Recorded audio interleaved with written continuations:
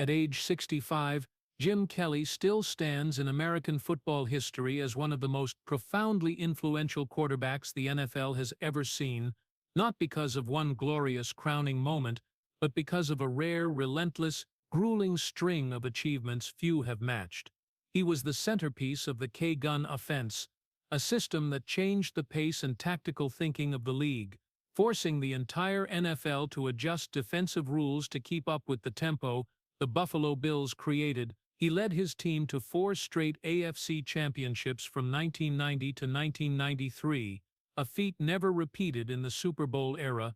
5 Pro Bowl selections, once led the NFL in passing yards, was the undisputed leader in the locker room, the guy teammates trusted to control the entire rhythm of the game right on the field, and even without a Lombardi trophy in hand, he was inducted into the Pro Football Hall of Fame in 2002, as a belated recognition that some greatness cannot be measured by the final title. Jim Kelly's number 12 jersey hangs forever in Buffalo, not to celebrate a complete victory, but to remind everyone that one man carried an entire city on his shoulders through 4 of the harshest winters, playing fast, brutal, unforgiving football, believing that with enough discipline and enough toughness, the reward would eventually come. But when the stadium lights finally go out, when the applause exists only in memory, the rest of Jim Kelly's life opens up like an unfillable void, where titles no longer shield the pain. It's a body repeatedly cut open by mouth cancer, surgeries and radiation, leaving a weakening voice and lingering exhaustion. It's the accumulated concussions and chronic pain from hundreds of uncounted collisions, and it's the unrewritable memories of 4 Super Bowls that slipped away without ever changing the ending. At age 65, Jim Kelly has nothing left to fight for in the familiar sense. No new season, no chance for redemption, only the old but enduring will of a man accustomed to enduring, waking each day not with hope of victory, but with the determination not to let the final losses define his entire being, and in that silence, the most painful question still hangs unanswered, needing no reply. If he has paid enough in sweat, blood, body and years worn down, why is he still denied a complete ending? If you want to keep diving deeper into the story of a man who paid the full price for greatness but was never given the ending, subscribe to the channel so you don't miss the next part. Jim Kelly's childhood didn't begin with bright dreams or gentle promises of the future, but with a big family house where discipline was the main language of love and silence was often seen as a necessary quality for growing up.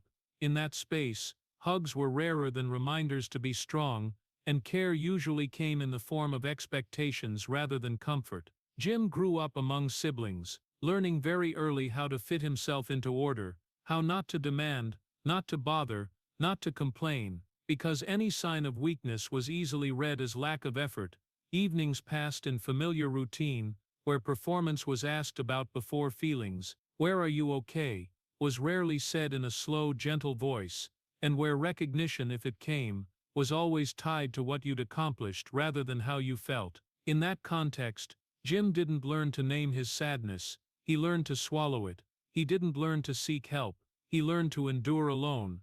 And when tears were needed, he soon understood they were only safe when no one was watching. Affection didn't disappear in that family, but it was wrapped in high standards and unspoken expectations, gradually making a child believe that love is something you have to earn, that attention is the result of doing better, stronger, tougher than others. So Jim grew up feeling he always had to prove himself, always had to take one more step to not fall behind, and always kept a hard shell to hide the fragile part inside. At school, that boy wasn't one to seek out teachers when struggling, nor did he share worries with friends. He chose to grit his teeth and endure, letting small disappointments build into a big habit: silence. Every time he fell, Jim got back up faster than necessary, not because he was fine, but because he feared staying down too long would make him pitiful, and every time he was praised, he accepted it cautiously, as if knowing today's praise could vanish tomorrow if he slowed down. It was in those years that the seed of a man who doesn't know how to cry at the right time began to form, not from lack of feeling, but because feeling was never taught how to come out safely. Jim learned that pain could be turned into fuel, that exhaustion could be ignored, that fear could be pushed back if you just kept moving forward.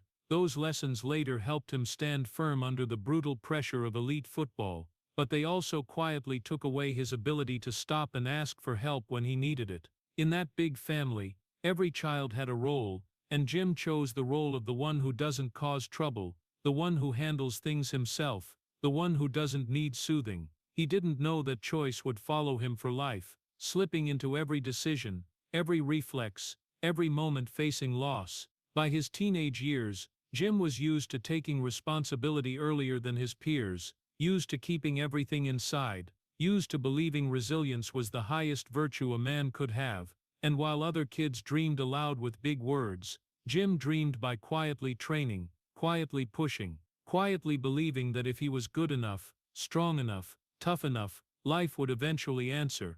But childhood isn't just where dreams take shape, it's where the way a person faces pain is shaped. And for Jim Kelly, that way was to shrink inward, clench his jaw, move forward without looking back at what he'd left behind. That very lack of embrace, that habit of replacing affection with expectation, built a solid foundation for his later career, but it also planted the seed of loneliness, so that many years later, when the stadium lights went out and the games ended, Jim realized he had become very good at enduring, but had never been taught how to ask for a hug when he needed one. And from there his story continued on, carrying the child who learned to swallow tears before he learned to dream, growing into a man who could stand before the whole world and still not know how to express his own pain. Miami entered Jim Kelly's life like an unexpected door opening after years of growing up in silence. The first place where he didn't just survive but was truly seen, not just placed in line but given the responsibility to lead. The University of Miami was unlike any environment Jim had ever known. Faster pace, bigger ambitions, expectations stated in clear, unavoidable goals. And it was in that setting that Jim Kelly's talent finally shone in a way his childhood had never allowed. With a powerful arm, rare decisiveness and natural leadership instinct, Jim quickly became the heart of the Hurricanes, the one controlling tempo, standing at the front of every pressure, and for the first time in his life, he felt something that before had only existed as a fragile hypothesis, the feeling of being trusted. The 1983 national championship season wasn't just a title, it was a defining moment, where Jim Kelly stepped from a boy used to enduring quietly onto the national stage, where eyes no longer glanced past him but stopped, following every throw, every decision, every step forward. The trophy didn't just symbolize team victory, it felt like belated confirmation that he had value, that his existence wasn't superfluous.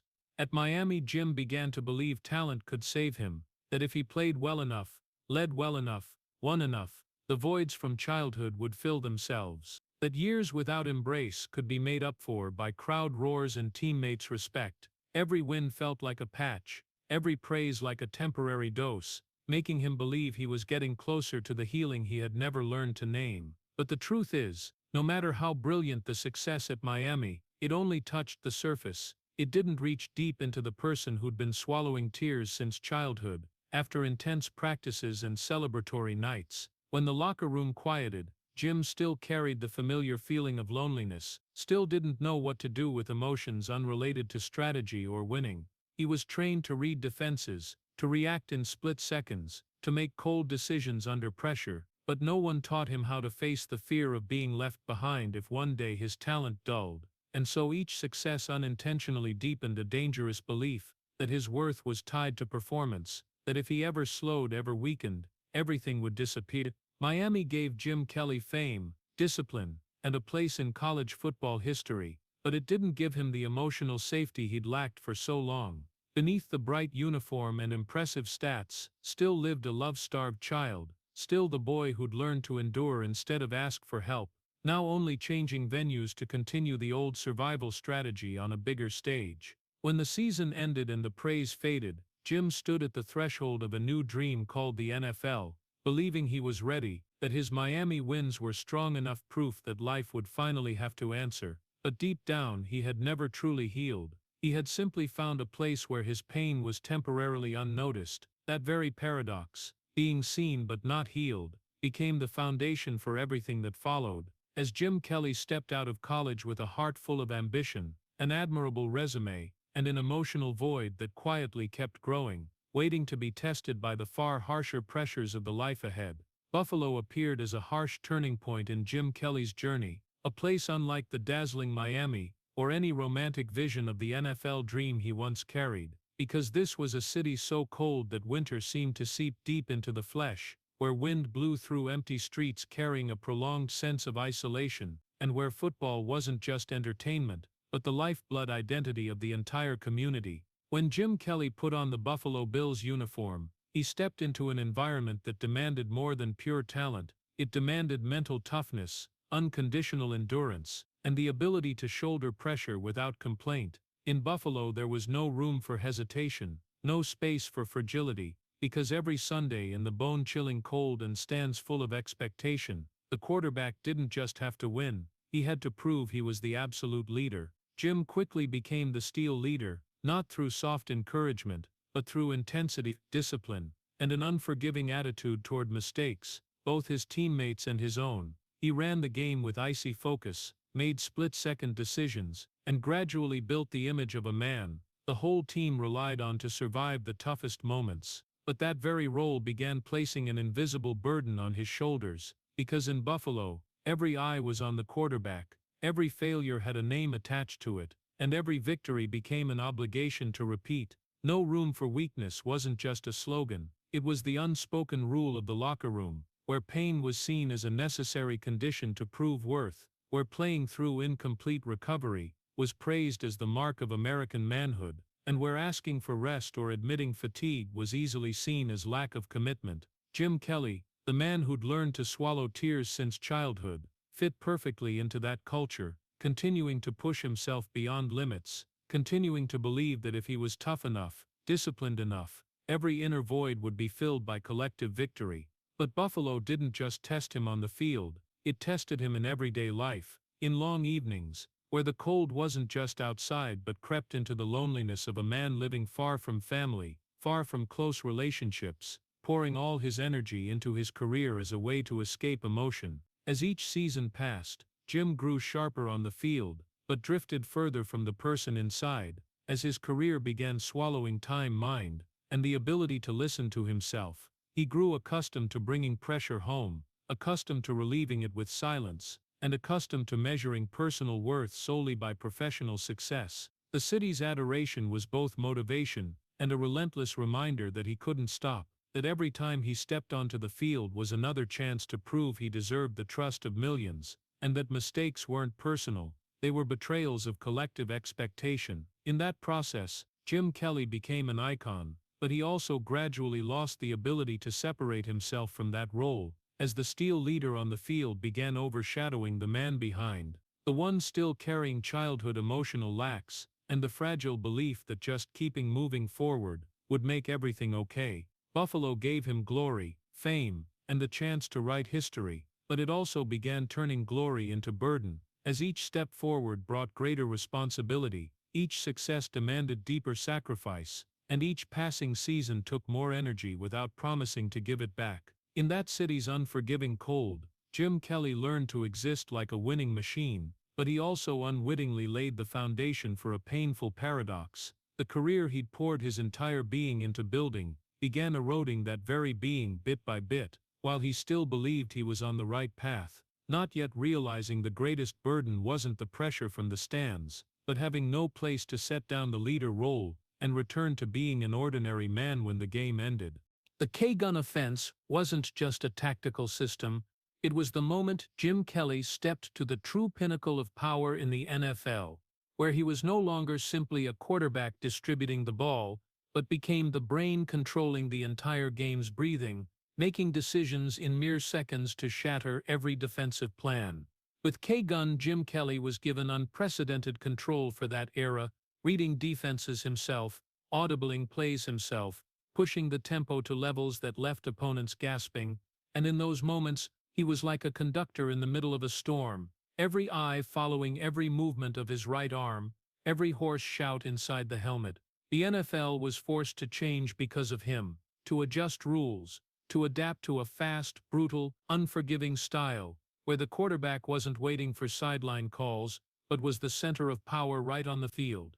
And in that moment, Jim Kelly achieved what the boy who'd swallowed tears years ago had always craved: the feeling of control, the feeling that everything finally rested in his hands. But that power didn't come from nowhere. It was built directly on his body, on every collision he accepted to maintain pace, on every throw from an unstable stance, and on every time he got up faster than safe, just to prove he was still there. Each game passed like an unspoken trade, where Jim Kelly exchanged parts of his body for a little more control, trading another bruise, another lingering ache, another fleeting blackout to keep the offensive machine running. In K-Gun, there was no room to slow down, because speed was the weapon, and the quarterback had to bear the first consequences when things broke. Jim Kelly understood that better than anyone, but he was also the one most willing to pay the price, because in his mind, stopping always meant losing, and losing was something he'd sworn never to let happen again. The blitzes crashing straight into him weren't just defensive strategy, they were reminders that the human body has limits, but in the NFL culture of that time, those limits weren't allowed to exist. Jim Kelly played through pains he couldn't clearly recall the next day, kept taking the field with accumulating minor concussions, kept believing that as long as he could stand, it wasn't time to stop. K-Gun turned the Buffalo Bills into a winning machine, turned Jim Kelly into an icon of an era, but it also began draining the man behind the helmet, as each season took away a little more feeling, a little more flexibility, a little more ability to hear the body's warning signals. In the locker room, Jim was the embodiment of toughness, the one who didn't complain, didn't ask out, didn't allow himself to back down, because he knew that if he faltered, the whole system would collapse, and that very belief kept pushing him beyond safe limits, kept treating pain as part of the job, kept turning endurance into the standard of leadership.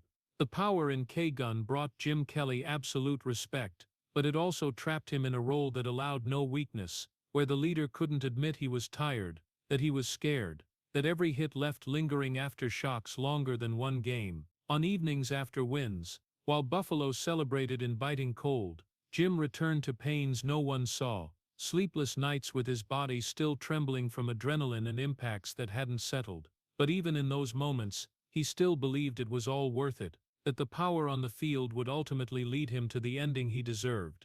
Few realized that K-Gun itself, the symbol of control and innovation, was also the furnace where Jim Kelly's body was worn down daily, where power wasn't given for free, but paid for in blood, sweat, and irreversible damage. Each game took a piece of body, each season stripped another layer of protection, and while the NFL saw a dominating quarterback, few noticed the man behind was gradually shrinking to a single role: keep fighting. The K-Gun offense gave Jim Kelly supreme power on the field, but it also locked him in a painful paradox, where the more he controlled the game, the more he lost control over his own body and emotions, and it was in that paradox that his career began shifting from glorious peak to a slippery slope, where every step forward was marked by pain, and every victory quietly demanded a price that, at the time, Jim Kelly still believed he could endure forever. 4 times stepping into the Super Bowl was 4 times Jim Kelly stood at the threshold.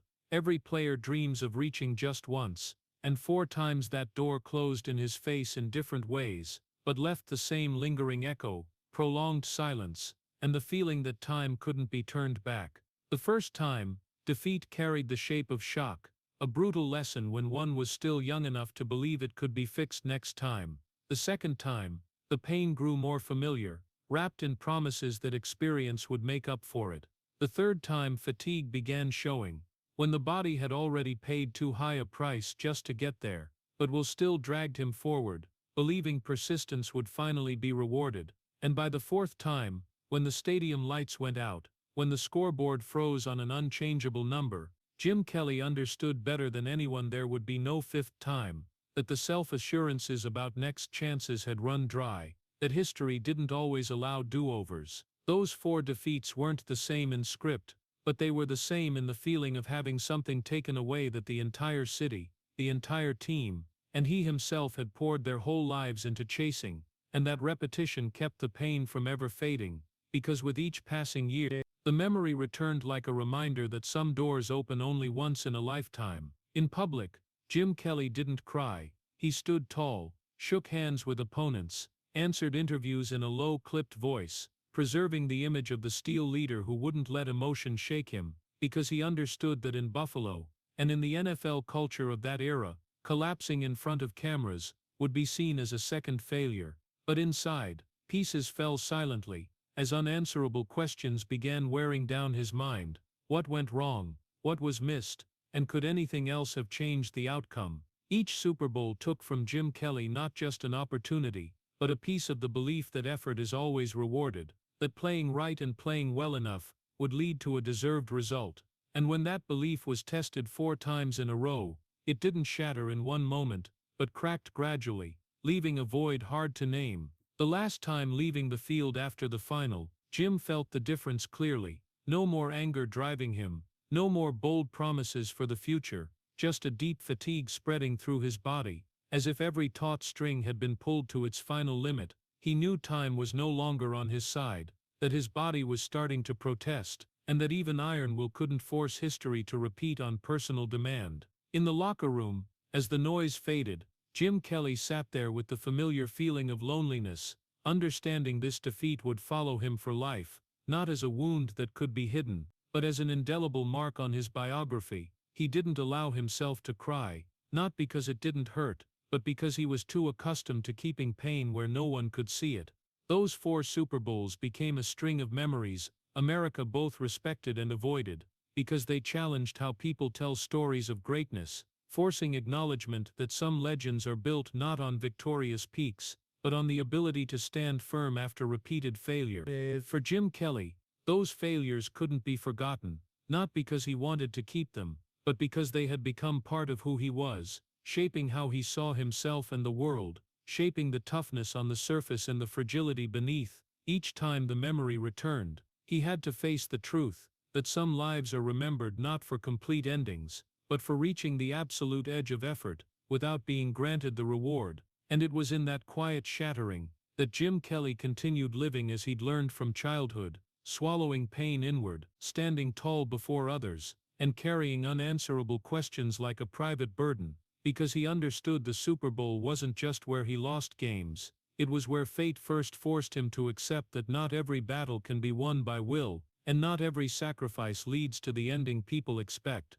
After 4 Super Bowls closed like doors that would never open again, Jim Kelly entered a phase where the greatest enemy no longer stood on the other side of the line of scrimmage, but lived right inside his own body, a body that had been exploited to the point of utter depletion for more than a decade, but had never truly been listened to. The seemingly routine collisions began leaving lingering aftershocks, fleeting blackouts no longer vanished after a night's sleep, and persistent headaches became a familiar companion, showing up even on days without games. Concussions, something rarely properly named back then, were seen as an inevitable part of the job, a price to pay for a quarterback bold enough to stand still in the pocket, an extra second to complete a throw. And Jim Kelly, who never allowed himself to flinch, kept stepping onto the field, as if those warnings were just background noise he could ignore. Chronic pain gradually became the new normal, creeping into every movement, every morning wake-up, every roll out of bed. But in the NFL culture he grew up and survived in, admitting pain didn't bring sympathy.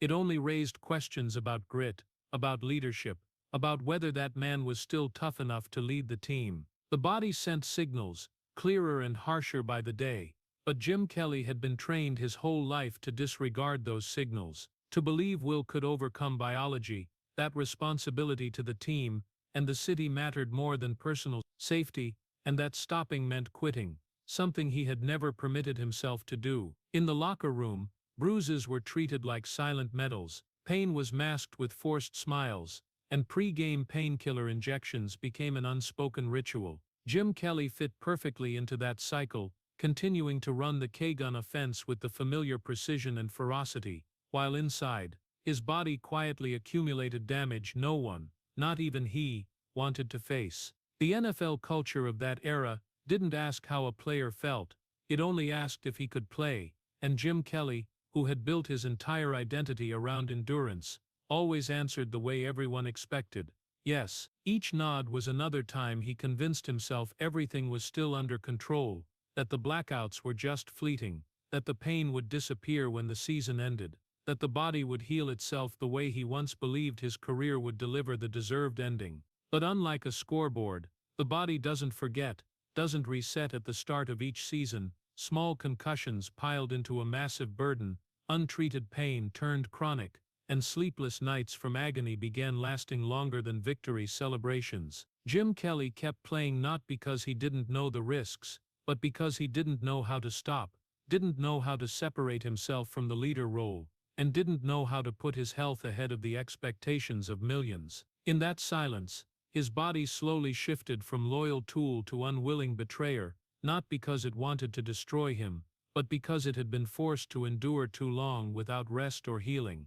The pain started affecting focus. Half a beat slower moments appeared in situations that once were instinct, and though Jim Kelly still held the strong image on camera, he couldn't help realizing something was changing in an irreversible way. The NFL culture kept pushing him forward, kept glorifying sacrifice, kept rewarding those who played through pain, and in that environment, listening to the body was seen as selfish. Jim Kelly, who had spent his life meeting others' expectations, once again chose silence and continuation, even as every run, every throw came with clearer internal warnings. By the end of this phase, the body's betrayal was no longer deniable.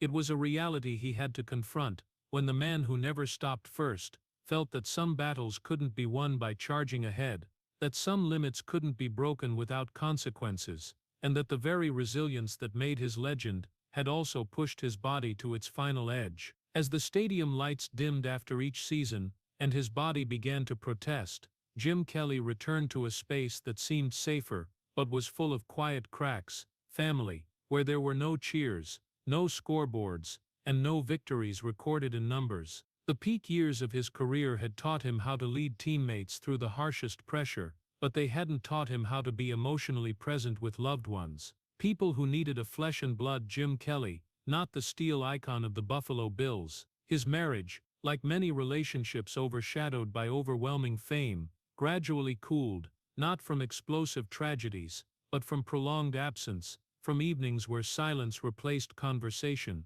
from important moments missed due to practice schedules, games, and unnamed obligations to the city. Jim Kelly was always there physically, but rarely truly present emotionally. His mind stayed on the field, still analyzing the last game, still worrying about the next one, and even sitting in the living room, part of him remained trapped in the quarterback role that was never allowed to relax. Success, which he once believed was the universal key to patch every childhood void, proved powerless against the very human needs of family, listening, gentleness, full presence, long road trips, back-to-back seasons, and the pressure to always be strong had eroded his ability to connect, making those closest to him feel an ever clearer distance, even as they lived under the same roof. Jim Kelly didn't intentionally turn his back on family, but he also didn't know how to fully turn toward them, because his whole life had taught him to solve problems with action and control, while family fractures demanded vulnerability and admission of weakness,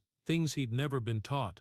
The silences in the marriage stretched longer, no longer filled by promises of the future or weekend victory joy, because both sides grew tired in their own ways. On-field success didn't translate to peace at home. In fact, it sometimes highlighted the shortages, when the man admired by all of America didn't know what to say in his own family.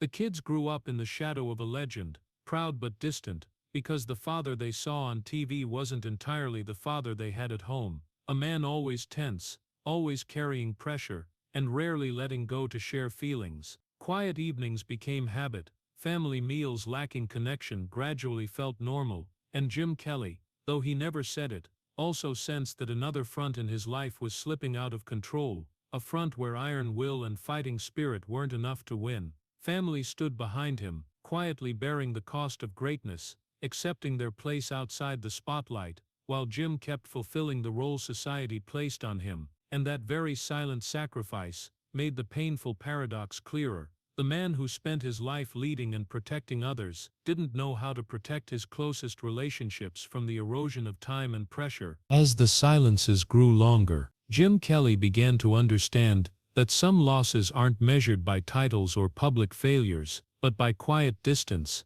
by the feeling of standing in his own home yet finding no refuge, and that family, though always behind a legend, was the first place to pay the price for his refusal to ever let himself stop. After everything the field had taken, there remained one loss Jim Kelly was never prepared to face, a tragedy that made every collision he'd endured seem small, and every notion of strength suddenly collapse entirely. Hunter Kelly. When Hunter was born, it should have been a healing moment, a chance for Jim to be the father he'd never seen as a child. But instead life placed him before a brutal, non-negotiable truth. His son had Crab disease, a rare genetic disorder almost certain to lead to early death. No playbook, no coach, no system could help him handle this.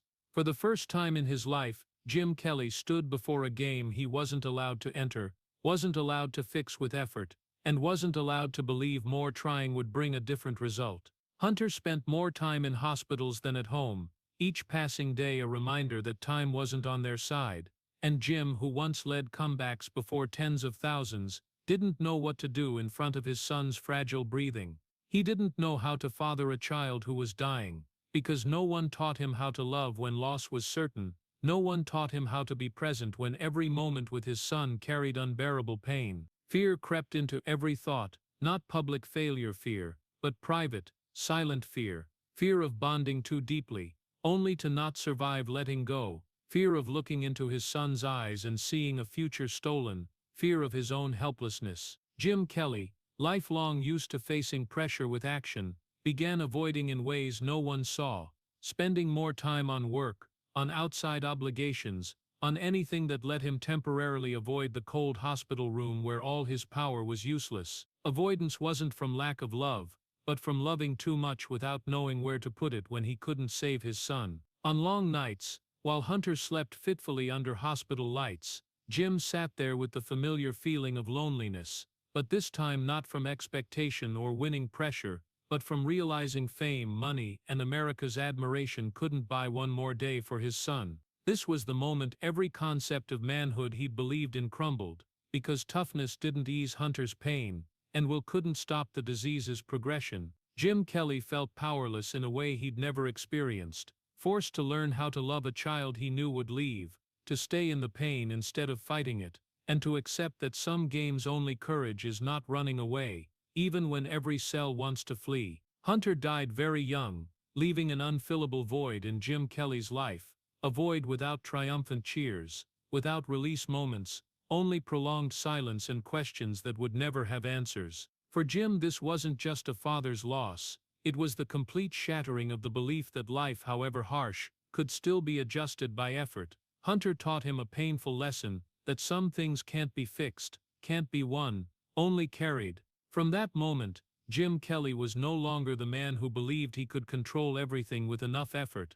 because facing his son's death made every strength that once held him up on the field meaningless. Hunter Kelly became the deepest wound in his life, a memory that never fades, but also the point where Jim began to understand that a person's worth isn't in the ability to win, but in the ability to stay with pain without letting it drain all capacity for love, and that the hardest fight in his life wasn't a Super Bowl, but learning to keep living, after losing the most precious thing without any scoreboard to explain why he lost. Hunter passed away in 2005, and with that moment, Jim Kelly's world collapsed in a way no Super Bowl loss ever could, because this time there were no TV lights, no tens of thousands of spectators, no opponent to blame or playbook to dissect, only a silent room, a tiny body that no longer breathed, and a father standing there with empty hands, realizing this was a loss that could never be undone.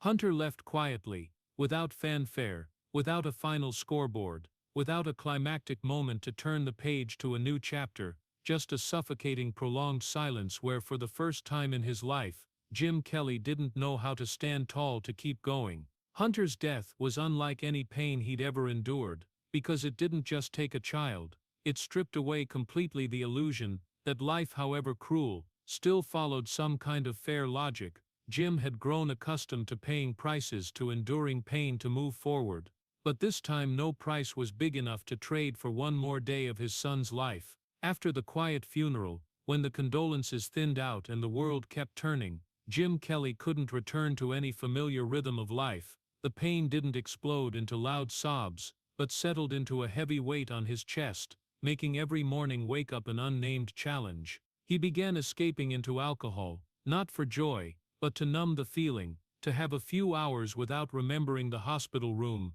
without remembering Hunter's eyes, and without facing the question of why he was still here when his son wasn't. Depression crept into his life slowly but persistently, taking away drive, taking away the ability to connect, and taking away even the fragile belief that time would heal on its own. Jim Kelly, once praised for his warrior spirit, now struggled just to get out of bed, just to get through simple conversations he used to handle with instinctive leadership. His marriage, already cracked from years of emotional distance, now stood on the brink of breaking, because each person grieved differently, and neither had the strength left to hold the other up. The loss of their child didn't draw them closer, it exposed the long-existing loneliness, as Jim continued to shut himself in silence while his spouse exhausted herself from losing both her son and the man who'd once stood beside her. Arguments didn't erupt dramatically, but the distance grew clearer, like two people sharing the same space, but no longer sharing the same inner world. In that period, Jim Kelly was no longer a public legend. He was a broken man, fumbling between guilt for not saving his son and shame for not knowing how to grieve in the right way according to societal standards. He'd learned to swallow tears since childhood, and now that habit became a double-edged sword, leaving the pain no outlet, only accumulating and corroding from within. No lights shone on this phase, no reporters followed his every step, because this wasn't the story people liked to tell about a legend. This was the raw part of life, where a man had to face loss without a role to hide behind, without a stage to prove he was still strong. Hunter's death closed the chapter entirely, where Jim Kelly believed he could control fate through effort, and opened a long darkness, where he had to learn to keep living with no promise that tomorrow would be easier than today. This wasn't a symbolic failure, not a scratch on his biography, it was a deep cut into his identity, an irreversible defeat, where every previous victory shrank small, and every title fell silent before one single truth. Some losses can never be corrected, and some men, even those who once stood firm before the whole world, can still collapse completely when forced to accept that. After Hunter's death, Jim Kelly entered a phase of mere existence he'd never imagined even in his worst nightmares, a life where everything that once defined him lost meaning, where fame became an empty echo, and where waking up each morning no longer tied to any clear goal beyond continuing to breathe. The titles, the years of honor, the memories of the field that once formed his identity, now brought no pride or comfort, because no trophy could fill the empty chair in the family, no applause could drown out the prolonged silence in his mind. Jim Kelly lived on like a reflex, bulk deployed, like a body still functioning while the soul had grown weary, fulfilling the bare minimum obligations of life, without truly being present in any moment. He attended events, appeared in public when required, but each time felt like putting on an old mask that no longer fit the man he was now. No goals, no direction.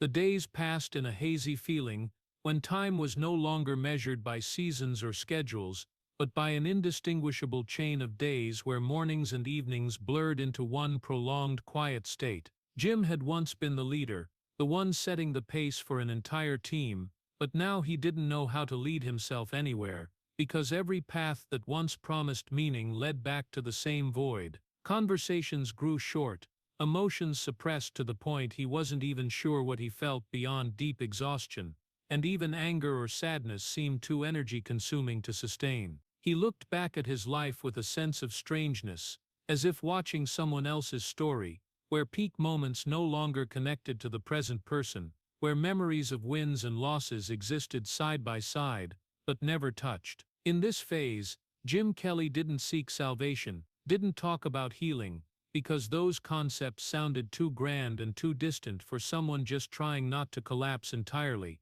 Continuing to live wasn't a courageous choice, it was inertia, a habit formed after decades of never allowing himself to stop. He went through the days like a soldier who'd left the battlefield, but never removed his armor, carrying wounds with no mission left to complete, no bugle call to direct attention outward. Fame, once the reward for endurance, now became a bitter reminder that life could take the most important things without reason, and that having stood at the top offered no exemption from pain. Jim Kelly understood he was still alive, but he wasn't sure what that meant when everything that had once fueled him had been stripped away. He no longer fought, no longer dreamed. He simply existed in a prolonged quiet, where every step felt heavy for lack of a destination. This wasn't a phase of explosive tragedy, but of quiet erosion, where a person kept living after everything had been taken, not because of hope, but because he hadn't yet found a reason to stop. And it was in that numb state that Jim Kelly began facing the hardest question of his life. If there were no more roles, no more victories, no more complete family, then who was he, and could continuing to live hold any new meaning at all? Even though at that moment he still lacked the strength to find an answer. While Jim Kelly was still fumbling through meaningless days surviving after Hunter's death, life placed him in another confrontation, quieter, more persistent, and cruel in a way that needed no audience: mouth cancer. The diagnosis hit like an unannounced blow.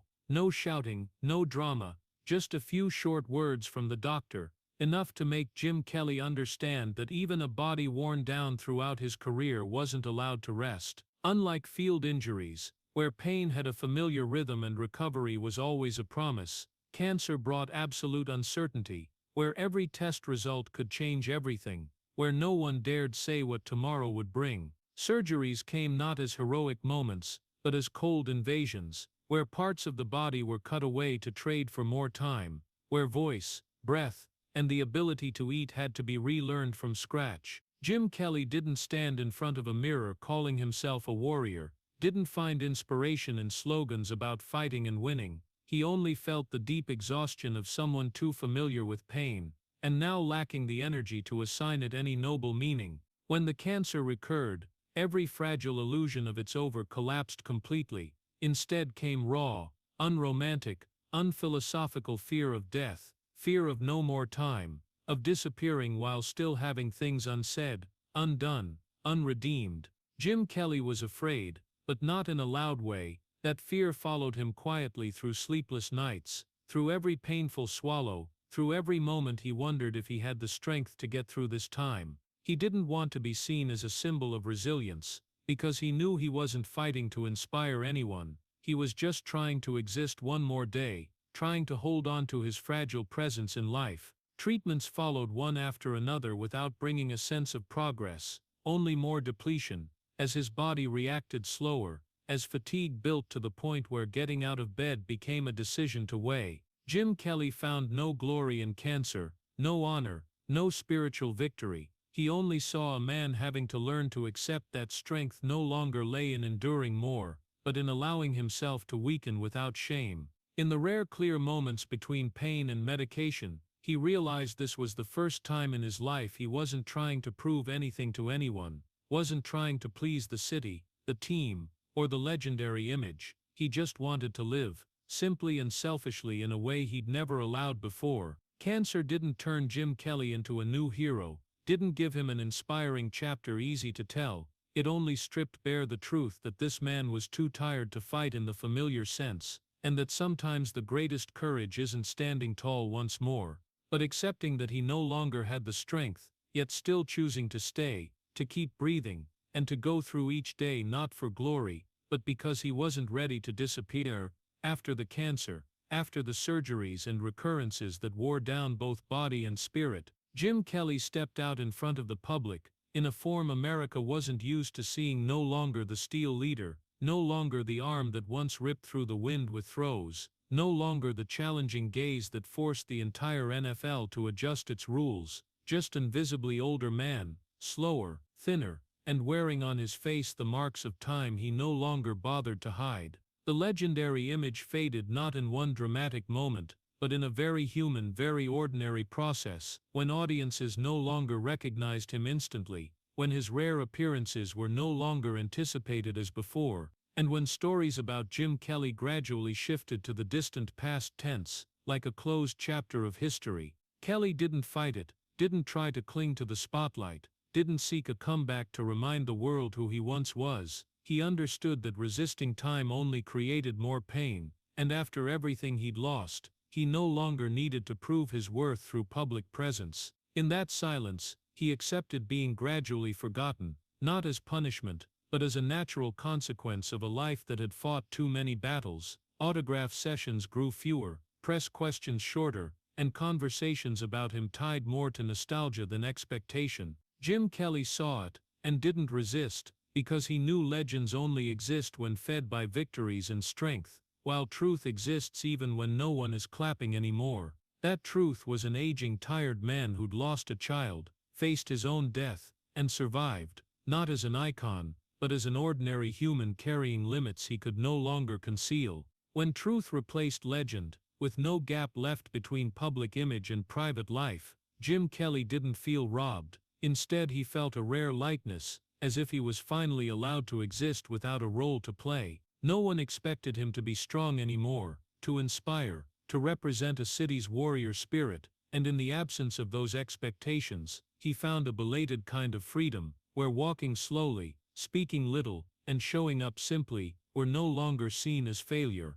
The public might only see an old man, but Jim Kelly knew that behind that appearance was a life that had passed through layers of pain few legends could endure, and that being seen as an ordinary person didn't diminish the value of what he'd once given, it only put it in its proper place, a part of the past. When truth speaks, it needs no halo, no scoreboard, no widespread recognition, it only needs to exist, and in this phase of his life, Jim Kelly accepted standing in that shadow, letting the legend recede, making room for a simpler but also more painful truth, that all greatness eventually yields to time, and what remains isn't the image remembered, but the way a person learns to keep living when no one is looking anymore.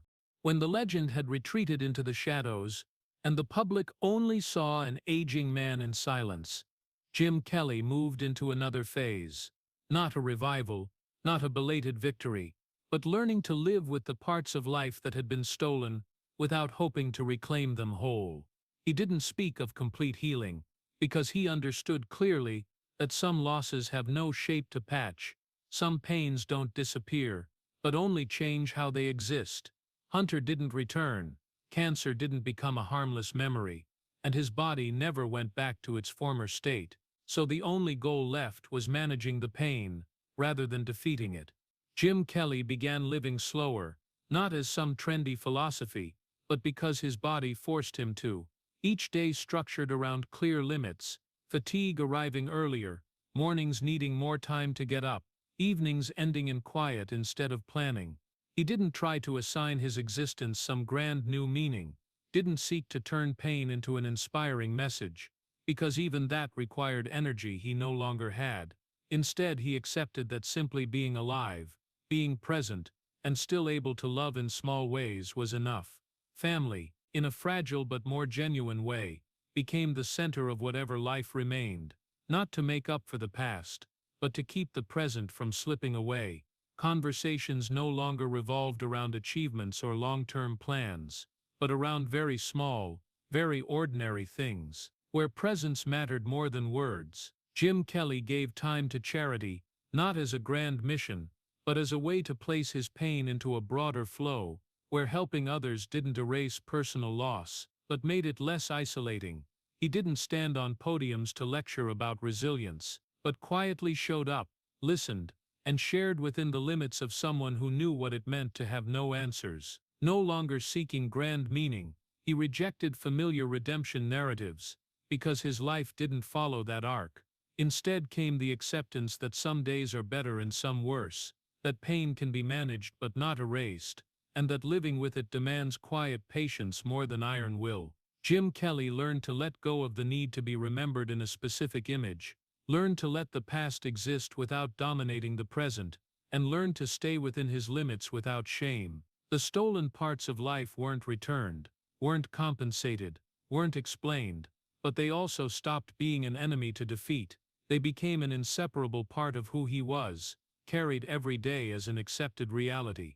And in that acceptance, there was no glorious victory, no climactic moment, only a fragile kind of peace, where a man who'd once lived under extreme pressure finally allowed himself to exist without needing to prove anything anymore. There was no grand curtain call for Jim Kelly, no final whistle-bringing release, no belated laurel wreath to rewrite history. As this story reaches its end, what remains isn't victory, isn't miracle, isn't a resurrection retold for easy listening, just the image of an American man standing upright in his own life, carrying wounds that will never vanish, and accepting that the ending didn't come the way he once hoped. Jim Kelly wasn't awarded for his endurance, wasn't favored by history, with a rewritten final chapter, wasn't given one moment to step out of the darkness, affirming that everything would ultimately be okay.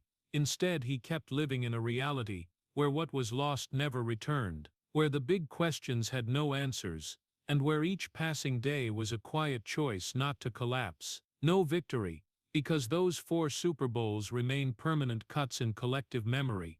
No miracle, because Hunter didn't come back, cancer didn't turn into a fairy tale, and his body wasn't restored. No resurrection, because some people can't return to the starting point after going so far through pain. Only an American man who paid the full price, paid with a worn-down body, a fractured family, the unnameable pain of losing a child, long nights fearing death in hospital rooms, and the silence of old age when the spotlight no longer shone. Jim Kelly didn't stand before the public to beg for sympathy, didn't tell his story as a manifesto of grit. He understood that what happened needed no embellishment, because the truth itself was heavy enough. He didn't demand fairness from life, didn't blame fate for taking too much, because he knew moral or rational measurements don't apply to loss. Instead, he accepted living in a world where pain and existence walk side by side, where standing firm isn't superhuman strength, but the result of refusing to let go. Honoring Jim Kelly doesn't lie in stats or repeated titles, but in how he continued to show up when there was no reason left to hope, in how he didn't turn bitterness into hatred, loss into resentment, survival into performance. In silence, he became a representative of a less celebrated courage, the courage of those not saved, yet who still choose to live decently within their limits. He didn't seek grand meaning, didn't try to assign his life a message others could easily accept. He only did the simplest but hardest thing: stay, care for the relationships left, do the small things he could, and accept that a stolen part of life would never be returned. America often tells stories of triumph, of overcoming ending in light, but Jim Kelly represents a different, less glamorous but truer truth, that some people go through adversity not to conquer it, but to learn how to carry it without losing their humanity. He didn't fall, not because he still had strength to stand taller, but because he'd learned how to stand steady enough not to fall, even as life's winds kept blowing without pause. When the story closes, there is no call for hope, no promise of a bright future, just a quiet acknowledgement that sometimes life doesn't give an ending, and that a person's value isn't in how much they were given, but in how much they paid while still refusing to become broken. Jim Kelly didn't get the ending, but he didn't fall, and in that silence, he stands as a witness to the truth that some legends aren't born to win history, but to show us what it means to keep living when history has turned its back. The story of Jim Kelly leaves behind a heavy, quiet sadness, because this isn't the tragedy of someone who failed. It's the tragedy of someone who did everything right by American standards yet was still denied the ending. In that journey, we've seen layer after layer of loss piling up. 4 straight Super Bowl defeats weren't just historical stats but lifelong psychological scars. The K-gun system lifted him to the peak of power, while simultaneously eroding his body with concussions and chronic pain. NFL culture forced him to ignore health warnings, treating endurance as a man's duty. The tragedy peaked when Hunter Kelly was born with Crab disease, and passed away in 2005, the moment when all of Jim Kelly's strength, discipline and fame became meaningless. No playbook could save his son, no title could buy more time. Then came mouth cancer, surgeries and recurrences, where he admitted he wasn't a warrior, just a human trying to exist day by day. The most heartbreaking thing isn't the illness or failure, but that he wasn't allowed to be weak for most of his life, until everything had been taken. Yet Jim Kelly deserves silent honor. He didn't blame society, didn't turn pain into bitterness, didn't use tragedy to polish his image. He accepted being forgotten, lived slower, managed his pain, turned toward family and charity without seeking grand meaning. The lesson for Americans lies here: success doesn't exempt loss, endurance isn't always courage, and a society that worships victory needs to learn to value those who paid the full price but got no ending. Jim Kelly reminds us that human worth isn't in how many wins, but in how much humanity they still hold after everything. If Jim Kelly's story leaves you silent and thinking about the real cost of greatness, subscribe to the channel to keep joining us on these unglamorous but very real journeys of American legends. Thank you for listening to the very end, and see you in the next video, where we continue looking straight at the truth behind the lights.